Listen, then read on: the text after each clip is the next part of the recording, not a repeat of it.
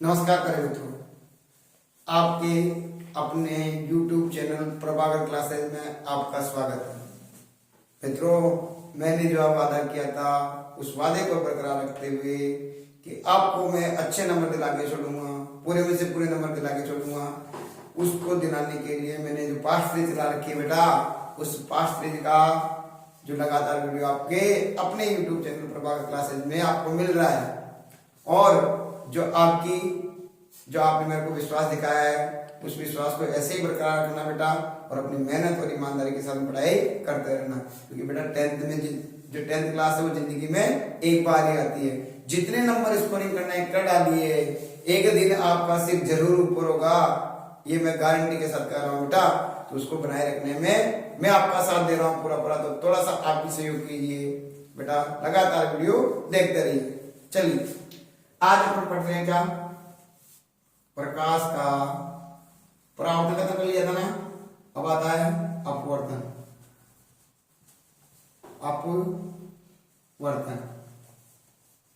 चलो, प्रकाश का अपवर्तन। अब क्या होता है देखो, अपवर्तन समझो। देखो, अपवर्तन होता है, ज्यादा मैं समय नहीं लूंगा बेटा, उसको पास्ट बनाते हैं। लेंस क्या है? लेंस किसे कहेंगे? देखो बेटा, लेंस होता है, देखो एक पृष्ठ ये क्या और एक पृष्ठ ये हो गया। बताओ कितने पृष्ठ हो गए? एक पृष्ठ तो ये हो गया और एक ये वाला हो गया पृष्ठ, और इन दोनों को मिला दिया जाए तो कितने पृष्ठ हो गए? दो पृष्ठ, है ना? दो पृष्ठ हो गए ना, तो क्या कहेंगे? बोलो, दो पृष्ठों से। अरे कौन सा है? लेंस आर पार देखते ना अपन लोग, जब आर पार किसी वस्तु में देखते तो पारदर्शी। तो क्या कहेंगे? दो पृष्ठों से घिरा हुआ है चारों तरफ, देखो पारदर्शी माध्यम क्या कहलाता है? लेंस। क्या कहलाता है? लेंस कहलाता है। क्या परिभाषा हो गई? दो पृष्ठों से घिरा हुआ पारदर्शी माध्यम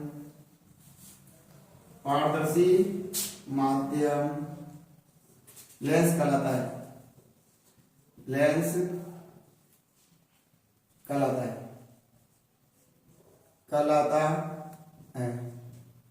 ये लेंस हो गया बेटा। अब लेंस कितने प्रकार होते हैं? लेंस के प्रकार बताओ कितने प्रकार होते हैं लेंस? तो मित्रों, लेंस कितने प्रकार होते हैं? दो। एक होता है उत्तल लेंस और एक होता है मेरे मित्रों अवतल लेंस। उत्तल लेंस और अवतल लेंस दूसरा हो गया। बताओ उत्तल लेंस किसे कहेंगे? बोलो राम। देखो कौन सा हो गया? राम। तो बताओ, बीच में से उभरा हुआ आते ना, तो ऐसा लेंस जिसका अपवर्तन पृष्ठ बीच में से उभरा हुआ हो और किनारों से दबा हुआ। देखो राम, आज जोड़ो राम, तो किनारों से तो पतला और बीच में से उभरा हुआ है।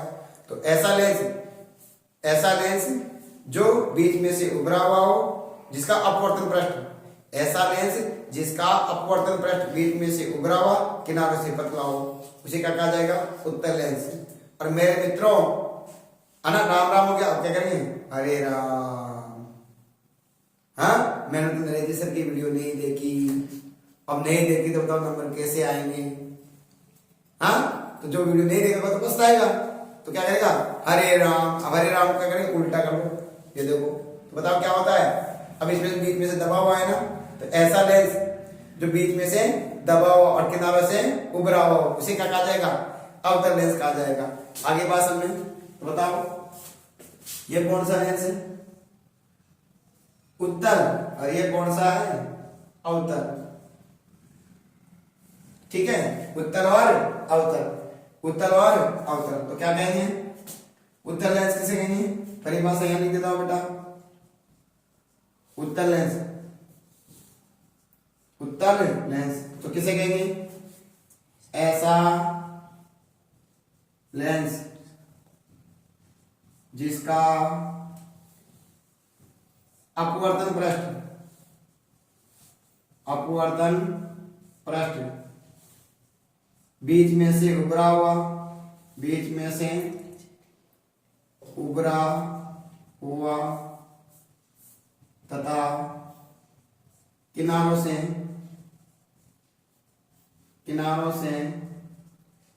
दबा हुआ हो या चपटा हुआ, ऐसे कह सकते हैं। उसे क्या कहते हैं? उत्तल लेंस। क्या कहते हैं बेटा? उत्तल लेंस कहते हैं। अब आ जाओ अवतल लेंस। तो अवतल लेंस किसे कहेंगे बेटा? ऐसा लेंस जिसका बोलो अपवर्तन पृष्ठ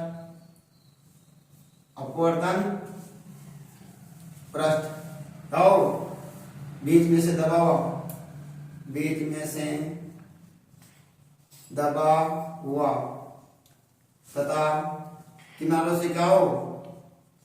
किनारों से उभरा हुआ या मोटा, ऐसे कह सकते हैं। उभरा हुआ या मोटा हो, उसे अवतल लेंस कहते हैं। अवतल लेंस कहते हैं। आई बात समझ बेटा?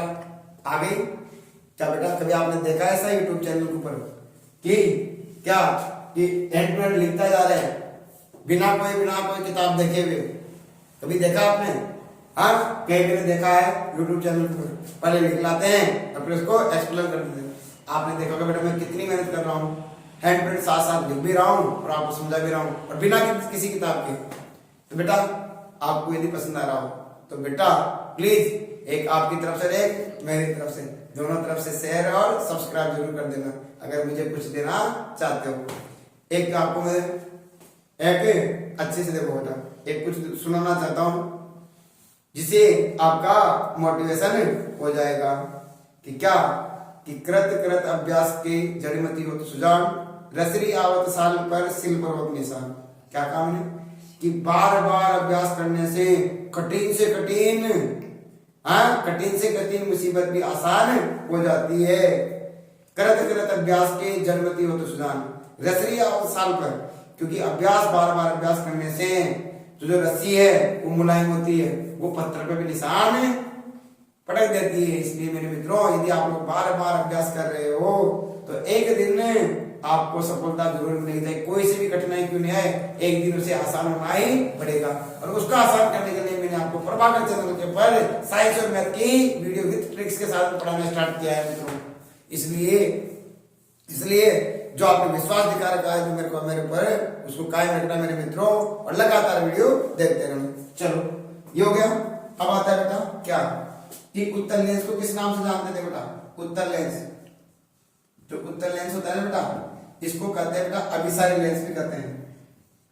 अभिसारी लेंस।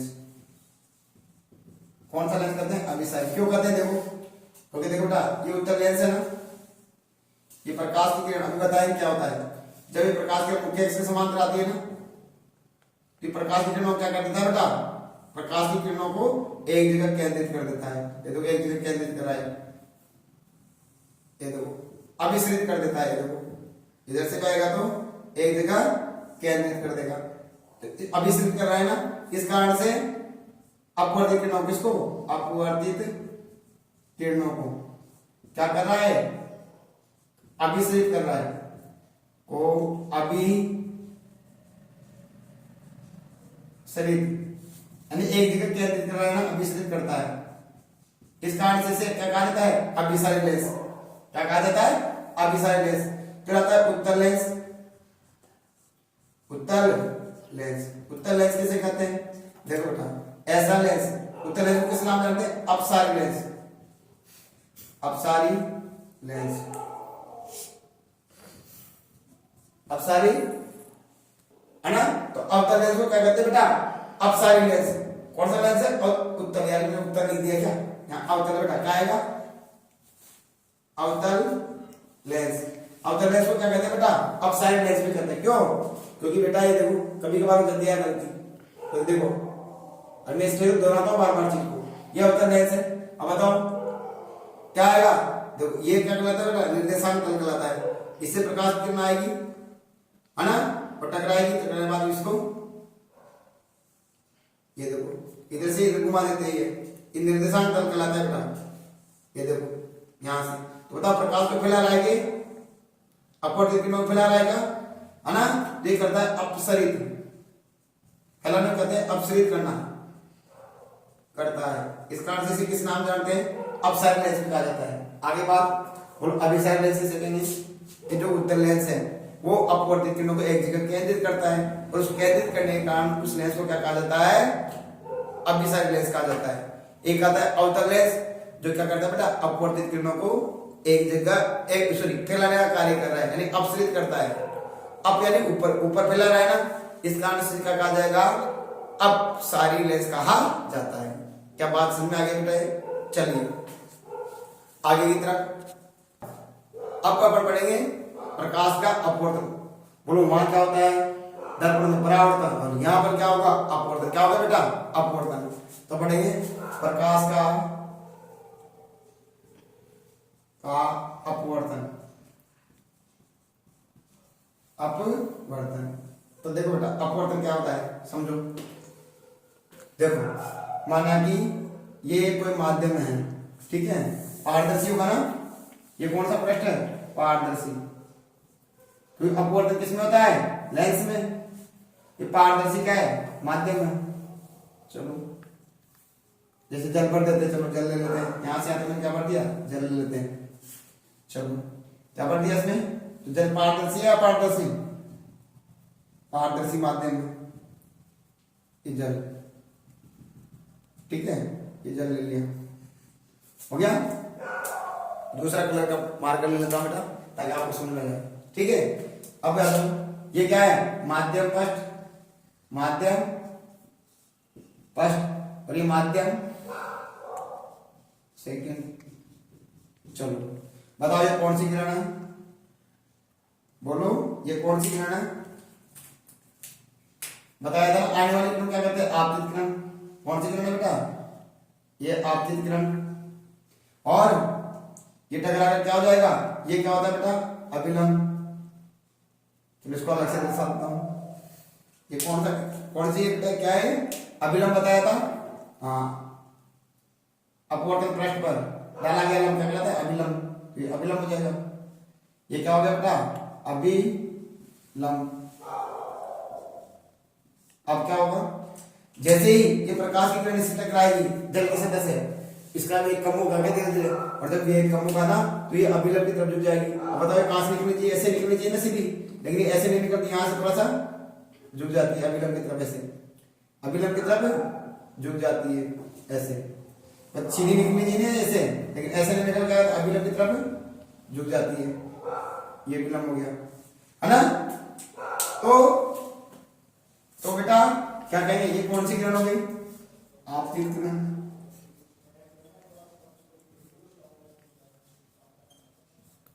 ये कौन सी किरण है, अपवर्तित किरण,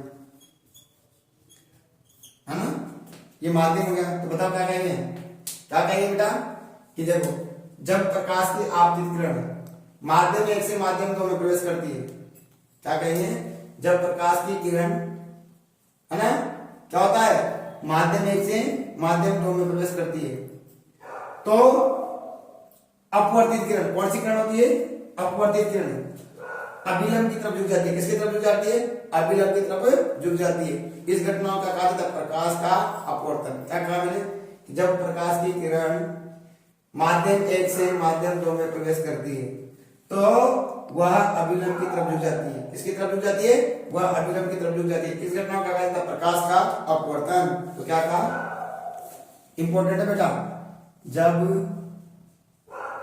प्रकाश की किरण माध्यम एक से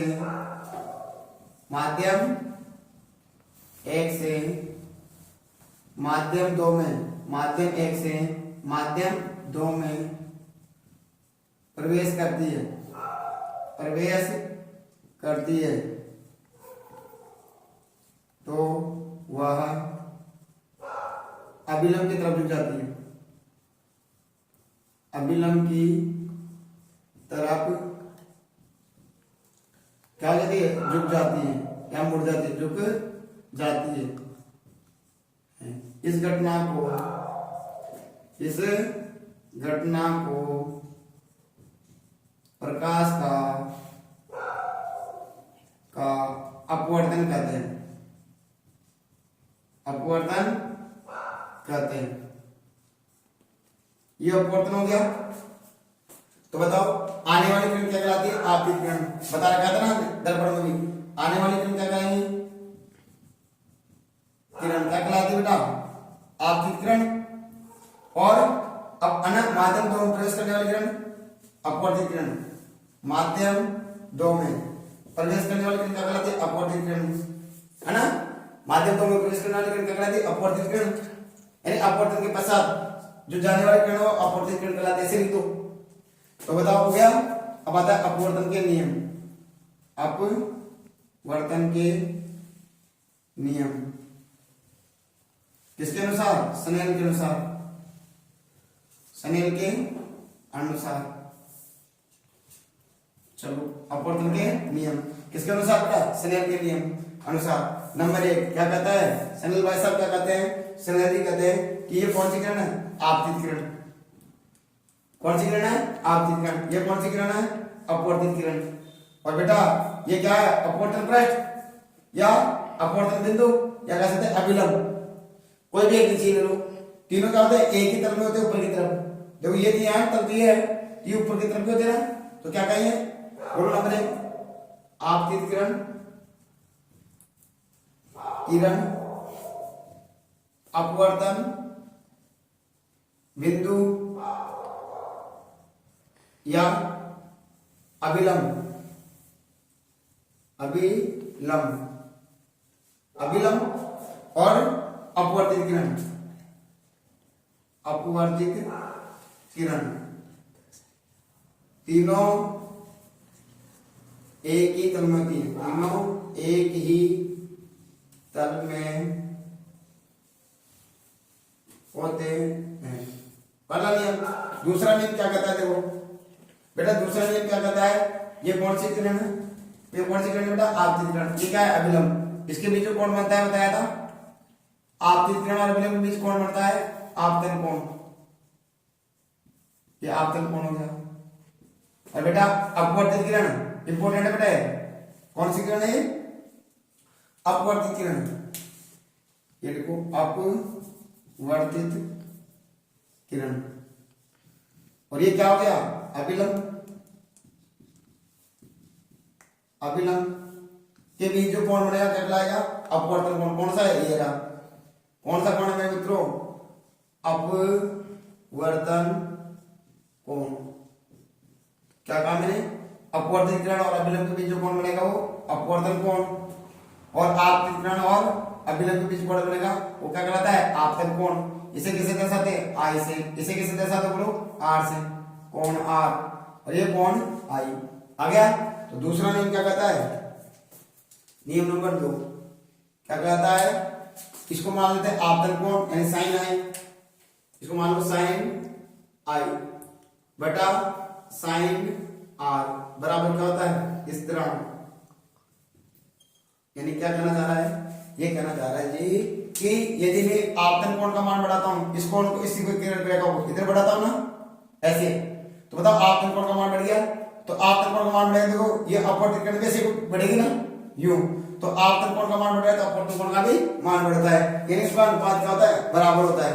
उसे क्या कहते हैं, स्थिरांक। क्या कहते हैं, स्थिरांक कहते हैं। कि इसको जितनी मात्रा में ये इधर बढ़ेगी आपतित किरण, उतनी मात्रा में अपवर्तित किरण इधर की तरफ बढ़ेगी। तो आपतन कोण बढ़ रहा है तो अपवर्तन कोण का मान भी बढ़ता है। उसे क्या कहा जाता है बेटा, स्थिरांक कहा जाता है। आगे बात समझो बेटा, कंफर्म। अब आता है बेटा आगे की तरफ। अब आता है बेटा कांच की स्लेब में अपवर्तनांक।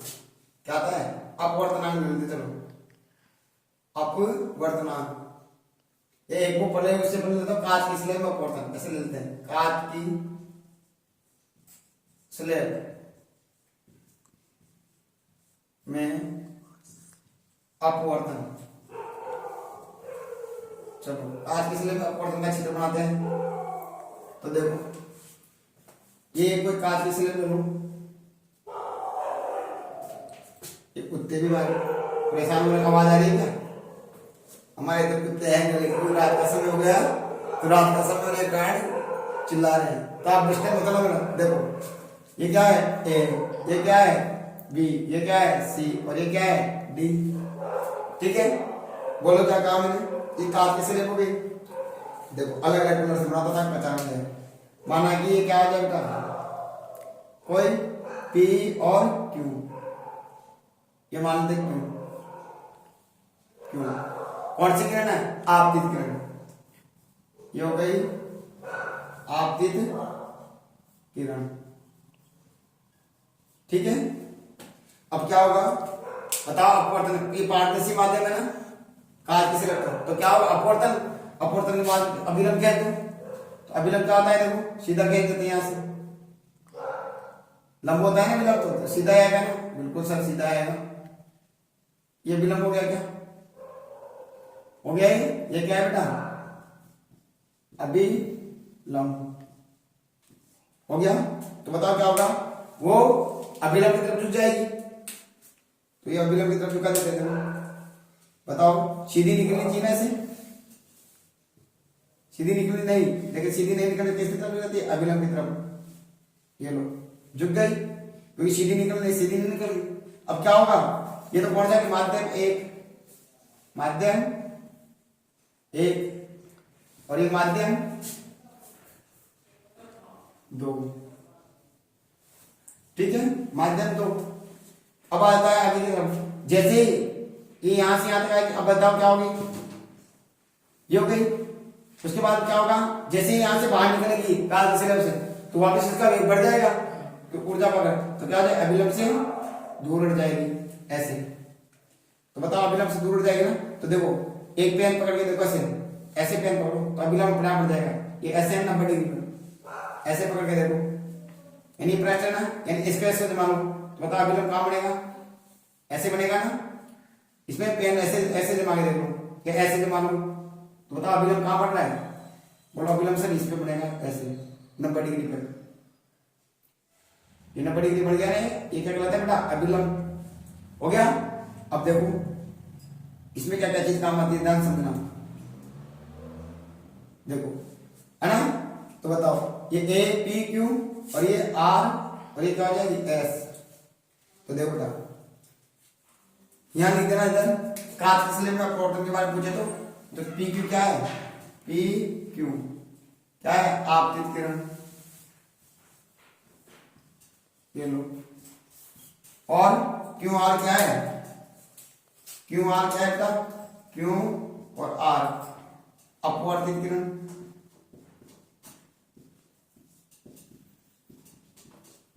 है ना क्यू आर अपवर्तित किरण हो गई। और बेटा तीसरी कौन सी है देखो आर एस। आर एस क्या कहलाती है निर्गत किरण। किरण और क्या लिखोगे इसमें और क्या लिखोगे ये लिख दो क्या है आई बराबर कौन सा कोण है कोण आई बराबर आई आपतन कोण।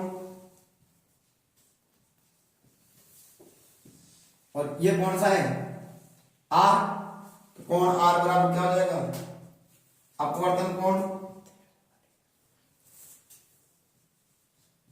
अपवर्तन कोण हो गया। और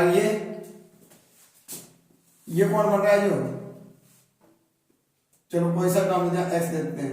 ये कौन सा कोण है कोण एक्स बराबर बोलो निर्गत किरण और अभिलंब के बीच जो कोण बनता है निर्गत कोण क्या कहलाता है निर्गत कोण। कोण और ऐसा लिख के आगे तो आपके पूरे नंबर लाने से कोई नहीं रोक सकता। आगे बेटा ध्यान दो कांच की स्लेब में कांच की स्लेब में अपवर्तन बस इतना सा लिखना है इसमें। अपवर्तन की परिभाषा और लिख दिया जाता कि जब प्रकाश की किरण एक माध्यम से दूसरे माध्यम प्रवेश करती तो अभिलंब की तरफ झुक जाती है। इस घटना को प्रकाश का अपवर्तन कहते हैं। सिंपल सी परिभाषा है। अब आता है बेटा अपवर्तनांक। क्या आता है? अपवर्तनांक। ध्यान समझना, अपवर्तनांक। तो देखो अपवर्तनांक समझो। अपवर्तनांक किसे कहते हैं? देखो माना कि प्रकाश इधर से आ रहा है P और ये Q प्रकाश की आपतित किरण है, तो क्या जैसे कांच की स्लेब आएगी तो क्या इसका वेग कम होगा क्या? हाँ, तो इसका वेग कितना कम हो रहा है? कितना कम हो रहा है? तो उसी की तुलना करना क्या कहलाता है? अपवर्तनांक। क्या कहलाता है? अपवर्तनांक। तो क्या कहा कि ये कौन सा है? ये मान लेते हैं निर्वात, जहां कोई वायु नहीं है। ये तो क्या मान लेते हैं? निर्वात, निर्वात। और ये क्या मान लेते हैं बेटा? माध्यम, है ना? तो निर्वात में किसकी चाल? प्रकाश की। और माध्यम में किसकी चाल? प्रकाश की। और इनकी तुलना करना क्या कहलाता है? अपवर्तनांक। क्या कहलाता है? अपवर्तनांक कहलाता है। तो क्या कहेंगे? बोलो। प्रकाश की वायु में या प्रकाश की निर्वात में मिलता है। किसमें लेते हैं? निर्वात में। प्रकाश की निर्वात किसमें बेटा? निर्वात में चाल का माध्यम की चाल के साथ तुलना करना। माध्यम की चाल के साथ तुलना करना या निर्वात की चाल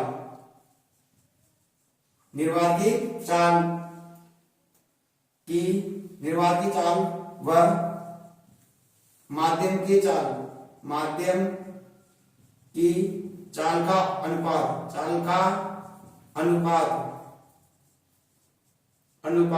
क्या कहलाता है? अपवर्तनांक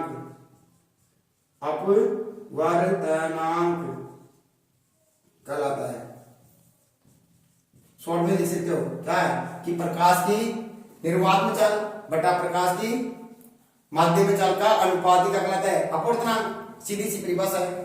तो अपवर्तनांक हो गया ना, तो अपवर्तनांक बराबर क्या हो गया? अपवर्तनांक बराबर क्या होता है? बोलो। निर्वात में प्रकाश की चाल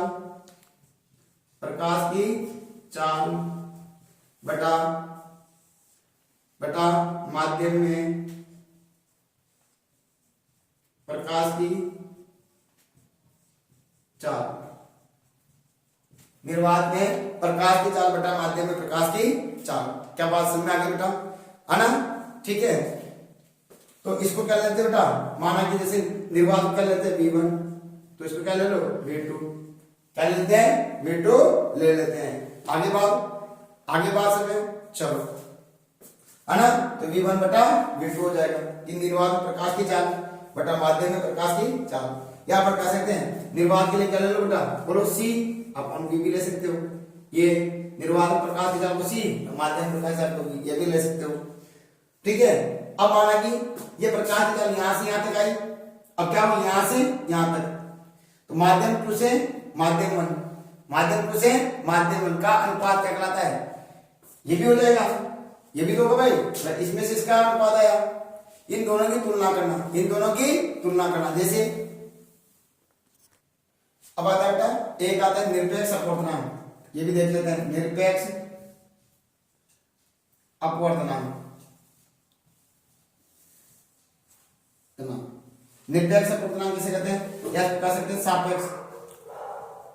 सापेक्ष अपवर्तनांक। तो देखो क्या होता है? सापेक्ष निरपेक्ष अपवर्तनांक किसे कहेंगे?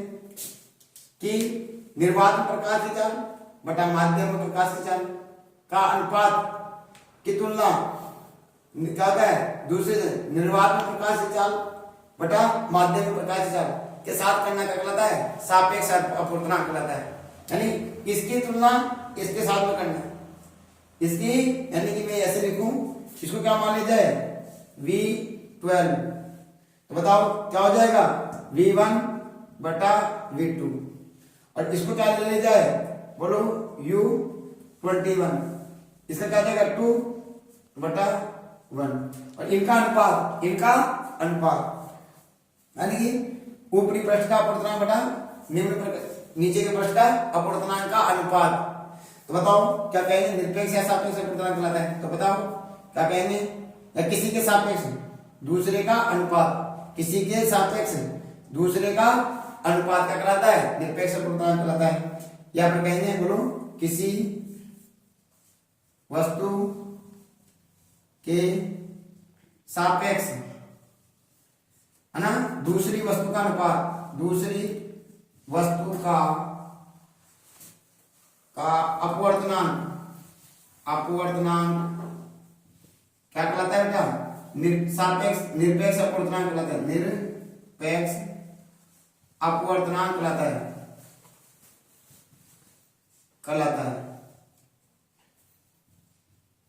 अपवर्तनांक कहलाता है। जैसे चलो इनका दोनों का अनुपात क्या हो जाएगा, बोलो इन दोनों का अनुपात क्या लेते हैं, जैसे U और M ले लेते हैं। बताओ क्या होगा, इसका क्या है V1/V2 भाग इसका क्या है, बोलो V2/V1, उल्टा करते हैं क्या, तो बताओ क्या हो जाएगा V1/V2 इंटू इधर भी V1/V2 हो जाएगा। या इसको ऐसे लिख सकते हैं, बताओ C/V, ऐसे भी लिखा जा सकता है। आपको आ जाए, आपको दे देंगे क्वेश्चन दे देंगे, इसमें प्रकाश की चाल इतनी है, इसमें प्रकाश की चाल इतनी है, और इसमें दे देगा इसकी प्रकाश की चाल इतनी है, तो बताओ इनका अपवर्तनांक ज्ञात करो, सापेक्ष अपवर्तनांक ज्ञात करो। तो ये सूत्र का उपयोग करोगे।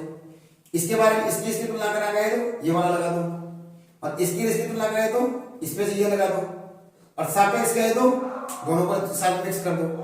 आगे बात समझ। चलो एक क्वेश्चन में बताना चाह रहा हूं, जैसे क्वेश्चन कैसा था देखो बेटा, पर्सन यदि वायु में प्रकाश का अपवर्तनांक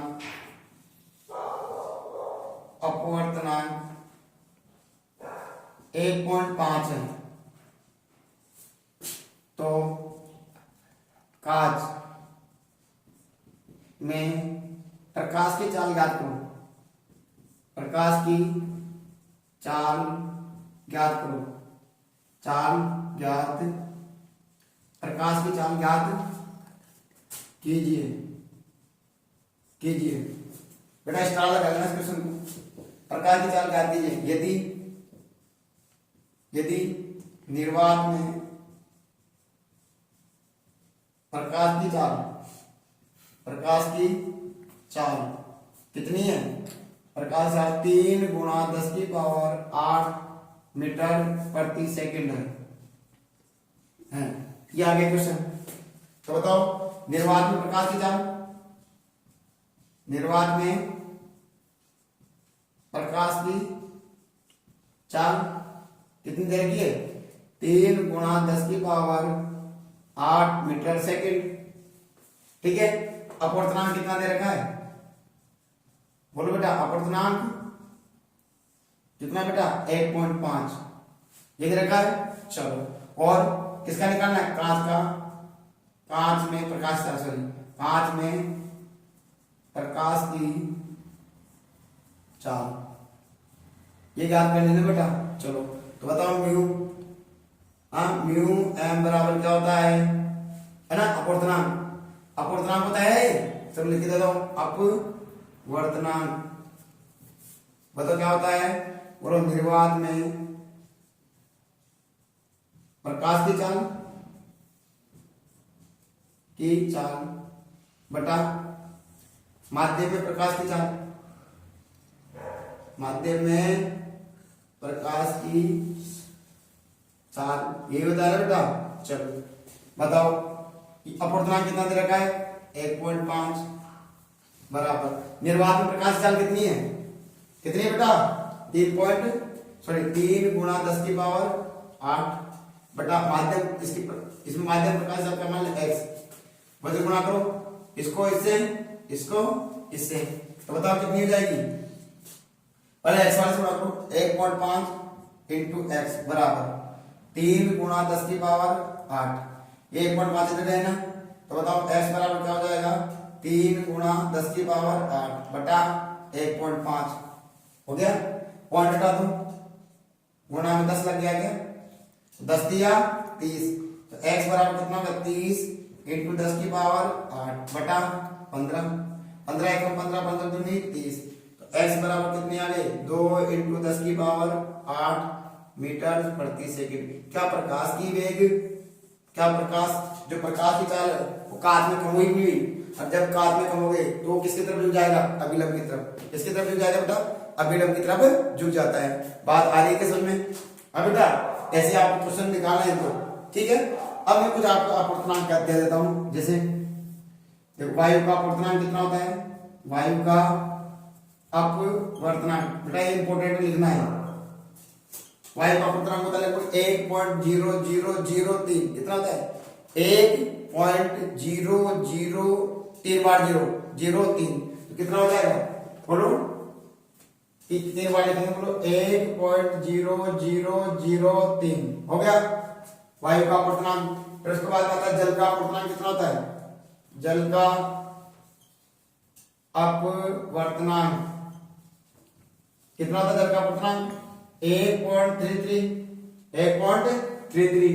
बर्फ का अपवर्तनांक कितना होता है, बर्फ का अपवर्तनांक कितना होता है बताओ, अपवर्तनांक कितना होता है बेटा बर्फ का अपवर्तनांक, बर्फ का अपवर्तनांक जल से कम यानी कि 1.31 जल से कम हो जाएगा।